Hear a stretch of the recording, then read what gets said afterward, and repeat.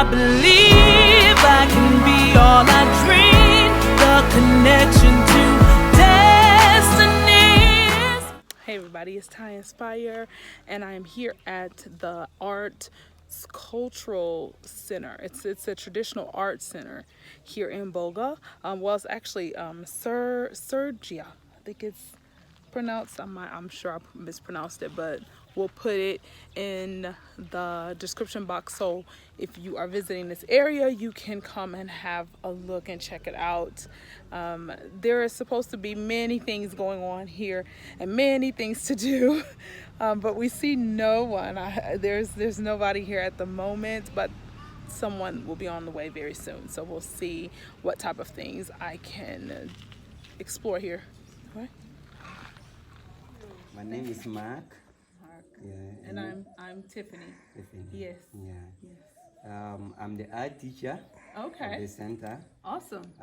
The women, they work from Monday to Friday, but because of the weekends, and then the season, mostly this time they harvest granules, their vegetables, and then they late millet as well. So most of the women are engaged in the activities now. So from Monday to Friday, they're always on site, working on the activities on basket weaving, pottery making, batik tie and dye, and then also canvas painting. That is transferring from the mural painting on the walls into the local woven materials.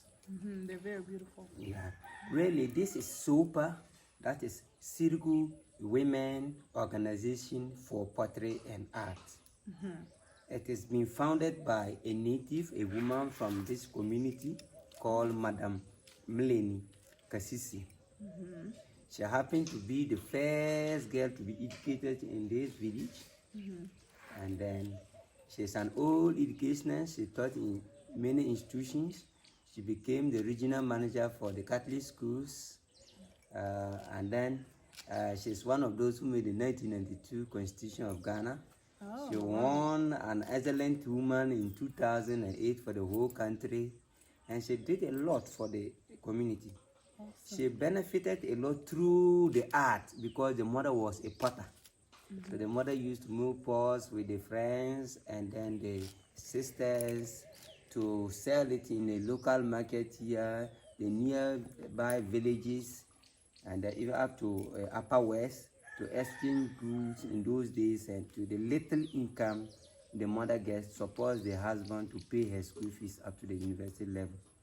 So after her retirement as a teacher by profession, as an old education, she came back to mobilize the women, with a few of them, about 28, and now we can be proud of about 250 women in the organization.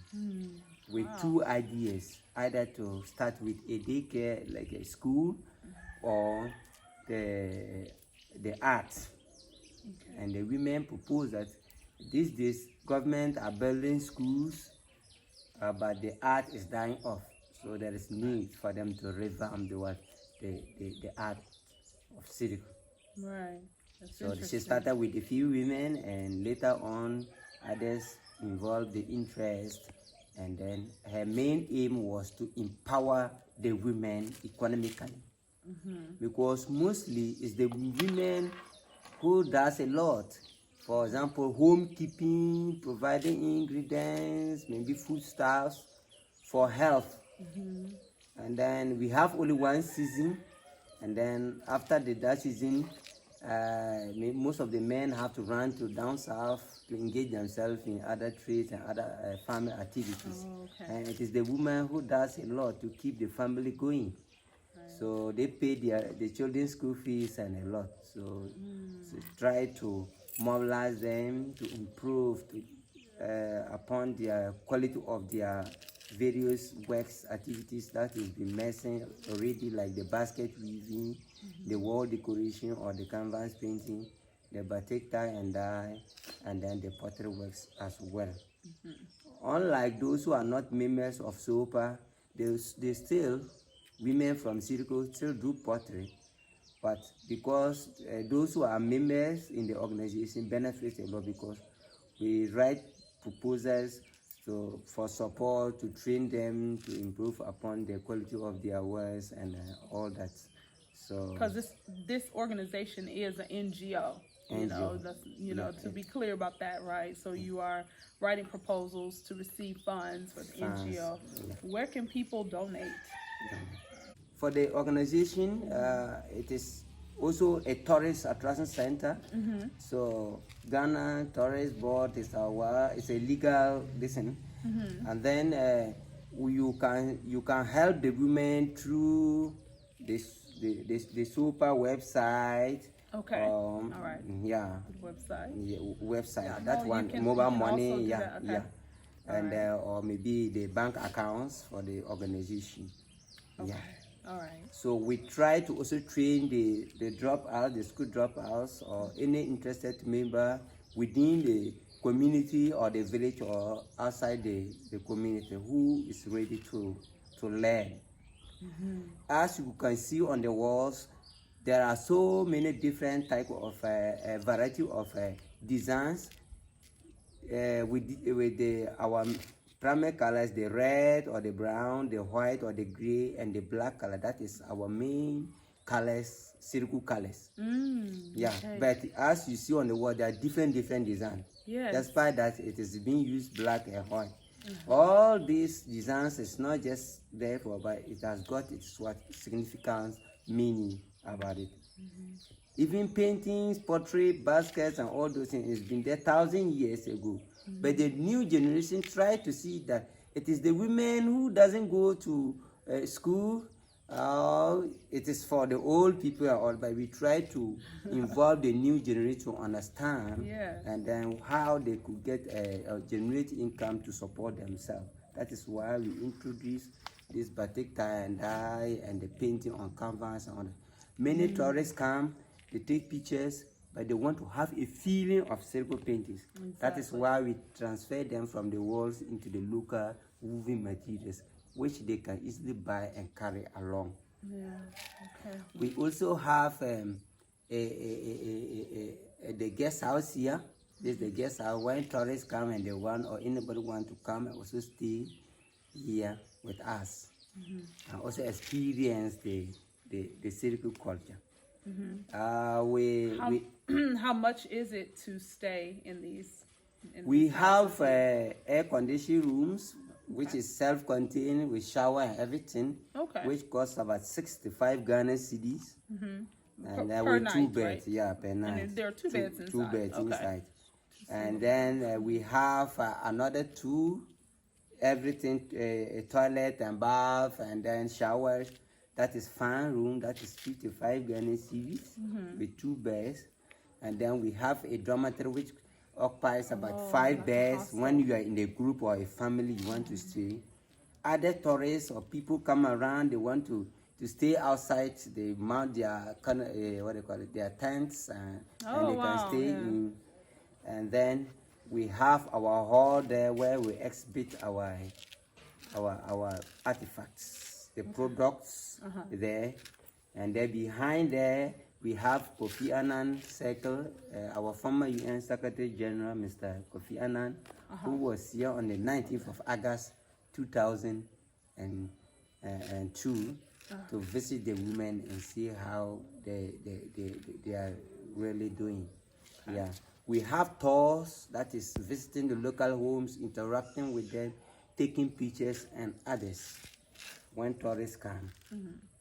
We also organize workshops for interested visitors or tourists when they arrive and they want to practice play with the clay with the women or to weave with the women and all that. Yeah. Okay. So as I've explained, the designs, I'll explain a few, and as we quickly tour around, I'll explain the rest. Perfect. For example, on this short wall, the first design, normally on top of our walls, called Akunyana Ni. Akunyana is somebody's name, but Ni means a lot of cows or a lot of cattle. Akunyana is a man from Burkina Faso who used to have a lot of cattle. and they always go in the uniform manner, in the line form. So even though these women have not been to school even 1,000 years ago, but they are very, very creative. That is why they experiment to get this particular color. They try 3 bags, 3 leaves and all, but they finally discover the black stone, the red stone, and the white stone, which they use to decorate their homes. Mainly it is the men who does the structure of homes, like building the houses. So if I'm able to build a house or a room for my wife and my children, the woman thought it wise that, well, once my husband is able to do this, what can I do? I have to make it beautiful. So when any of my relatives or friends come around, they will see that I'm living in a very beautiful environment. Like women like flowers and all that. Absolutely. Yes, we do. You're right. That's our job, is to make a home a home. Yeah. That's what they say. So there are Queen now who have this lot of cattle every morning among. This is paint, though. Excuse me, right? This is acrylic. This lasts longer, but we use the local pigment indoors. Okay. Which the rain cannot easily wash them away. Wow. Okay. Yeah. So I will show you the difference between the paint and then the stone. yeah. So this design symbolizes leadership, because they always go in the line form, in the uniform manner. They thought that, every day one of the cattle leads them to the bush to graze and leads them back. Animals. What about we human beings? Wow. When we are 2 or 3, one must be a leader. That's right. When in a car, one must drive. That's right. So let's put a design of that manner, and then name it what? Leadership. So it symbolizes that. I love it. Awesome. So needed. Right. Yeah. What about this one? Can you tell us more? This one, we call it in our local language wanzasi. Wanzasi. Wanzasi. Wanzasi means a broken calabash. Calabash is very important in our lives here, because when you are newly married, it is the calabash they use for fetching water, for you to welcome you. When you are giving birth, the calabash in those days they used to bath the baby. When you marry, for the women, you are not supposed to go to any other man when they use the calabash. How for the men, we can. But for the women, no. So when we use it for so many things, for drinking water, cocoa, and all what, as a musical instrument and all that. And even if it is broken, it is not so thrown away, but they use it to shape it in the form of this. And they use it for their shaping of their pottery works and giving designs on it. So it's very important. That is why it is being designed. Okay. Wow. Awesome.